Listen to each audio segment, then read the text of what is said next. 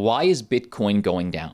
Well, looking at the price history, about 1 month ago, after peaking out at around $30,000, today Bitcoin sits at around $26,000, a 15% dip. So the reason Bitcoin is dipping is simple. It's Bitcoin versus the dollar strength index.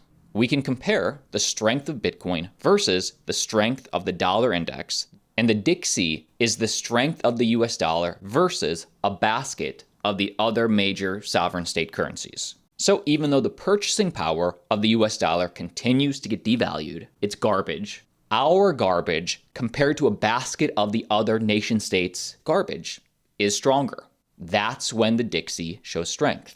And Bitcoin typically has an inverse correlation. You can see when the DXY goes up, Bitcoin tends to trend down, and when the DXY trends down, Bitcoin strength tends to trend up. And that makes sense, because if the dollar is losing strength, people want to get out of the dollar, put it into other assets. But if the dollar is gaining strength, people want to hold the dollar. Now, the good news is that, yes, in the shorter time frames, the DXY shot up, gaining strength. But zooming out, in the longer time frames, it's still a much broader downtrend for the dollar.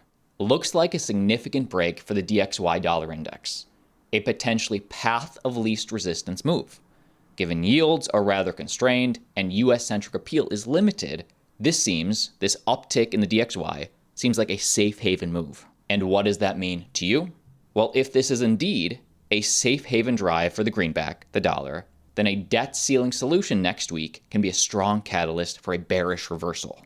So just because Bitcoin is going down today, just understand this is just an ebb and a flow of a market. And while prices are dipping, there are a few select altcoin projects making news which you should know. Cardano scaling node Hydra goes live on the blockchain's mainnet.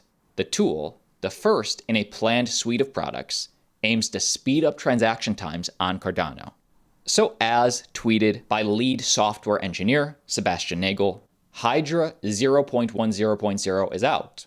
After demonstrating Hydra on the Cardano mainnet in recent monthly sessions, we've released the first mainnet compatible version of Hydra node today. And this is a layer 2 for Cardano. If you don't know Hydra, it's a family of layer 2 protocols. So our goal is to make Cardano possible to grow and increase its adoption by making it more scalable. So in our case, we hope to help Cardano achieve its goal, making it more flexible in several use cases where you need fast and cheap transactions. And we do that by building several protocols to make these situations possible. The Hydra Head protocol is the first of these building blocks, as we would call them, to enable applications to offload some of their transactions from the global Cardano network into more local contexts where the transactions is only run by interested parties or involved parties of an application, such that we can go faster and cheaper. The second altcoin making news is Biconomy, and by association Polygon. AA Summer is getting hotter, meaning account abstraction summer is getting hotter. Polygon and Biconomy lead the account abstraction adoption in April. And why does account abstraction matter? What is it? Well, account abstraction enables smart contracts to initiate transactions themselves, so that any logic that the user wishes to implement can be coded into the smart contract wallet itself and executed on Ethereum. By letting contract accounts approve transactions and pay gas fees, account abstraction makes the process of creating and using smart contracts more trustless. So essentially, the infrastructure is being built. Like I said, Polygon, Biconomy lead the account abstraction adoption in April. Biconomy deployed over 88% of all the 4,000 plus smart accounts and had over 67% of bundler market share. Also, 96% plus of all AA smart accounts are on Polygon, just getting started. And you may be saying, Austin, this is cool and all. I love the building, but does anybody really care? I mean, prices are tanking. Is interest really still here? Well, the mainstream media would tell you no, but subscribers of this channel understand the big players are taking out their positions today. LG files a patent for a TV that lets users trade NFTs from their couches. So the LG television would permit purchases through a user's cryptocurrency wallet connected to the TV set. So a new crypto patent for LG.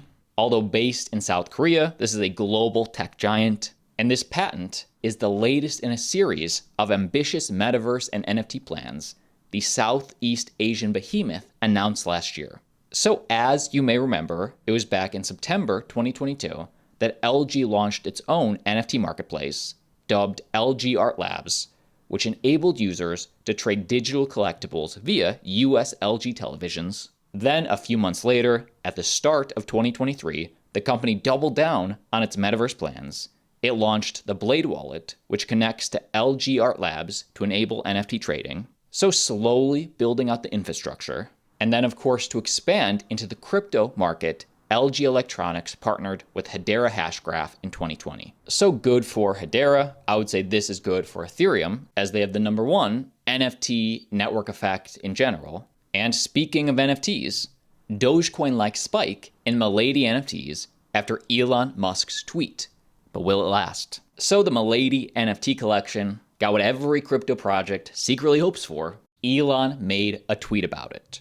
Milady's are a profile pic PFP NFT collection, which consists of 9,823 images featuring wide-eyed childlike faces. Despite the innocent imagery, the collection has faced controversy over conspiracy theories and slurs shared by the creator, but all that pushed away as prices of the controversial collection jumped as much as 60% after a Musk tweet featuring a Milady NFT overlaid with the words, "There is no meme. I love you." As we know, Elon loves to share memes, and after he shared this one, prices actually of one individual of those NFTs reached over $13,700 worth of ETH at the NFT's peak. And in tandem, the Milady's meme coin, Ladies, spiked along with it, but you should know, but please note a warning from CoinGecko. Please note that this project is in no way affiliated or associated with Milady, the NFT project. Please do your own research before proceeding. And whether it's your meme coin or whether it's your NFT that spiked 60% for any reason, never be afraid to take some profits. The blue chip quote unquote NFT projects like Moonbirds went from 40 ETH down to 2 ETH floor. CloneX went from 20 ETH to 2.8 ETH. Doodles went from 20 ETH to 2.5 ETH. Don't let anyone tell you that taking profits is bad. And next update regarding XRP. Is Ripple XRP winning this SEC lawsuit? Well, the case against Ripple by the United States SEC started 2.5 years ago, so it's certainly been a bit frustrating and slow. But the good news is we're at the end of that journey. And while others in the crypto industry might be at the beginning of that journey, the silver lining for Ripple has been that we're kind of at the end. Sometime, I would say, between the next 2 and let's say 6 months, I expect a resolution. The judge in the United States has been fully briefed. She has the decision on her plate. A federal judge can operate on whatever timeline in this case, she would like. But I'm optimistic we're going to see resolution, I believe, before the end of Q3. Be sure to join us at the Bitcoin conference in Miami next week. There's a link for a discount code down below in the video description. And for those of you that are there, I hope you join us for some comedy. Link down below as well for Web3 is a Joke in Miami.